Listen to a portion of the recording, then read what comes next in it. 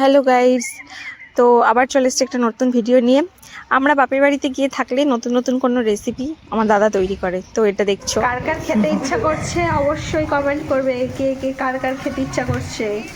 তো আমার দাদা নানান ধরনের রেসিপি করতে ভালোবাসে এবং ভালোও হয়। তো আজকে ছিল আমাদের চিকেন রোস্ট আর স্যালাড সস, আর ছিল আমাদের মকটেল। রেডি হয়েছে মকটেলের জন্য, মকটেল আর সাথে থাকছে চিকেন রোস্ট। এগুলো মকটেল তৈরি হচ্ছে আমাদের, মানে এত ভালো হয়েছিল খেতে, মানে ভীষণই ভালো, কোনো কিছু বলার নেই, জাস্ট অসাধারণ। কেমন খাচ্ছ বলো? খুব ভালো, এক কথায় দারুণ। কি বলবে তুমি? তুমি কি খাচ্ছ বলো? তুমি কি খাচ্ছ? আমি কোলিং খাচ্ছি। ওটা কি? এটা মুরগি। মুরগি? তারপরে আমি মুরগি লেগ খাচ্ছি আর মুরগি মুখ খাচ্ছি। মুখ খাচ্ছ? কেমন আছে খেতে? ভালো, পুরো ভালো, পুরো নায়িকা। খুব সুন্দর হয়েছে।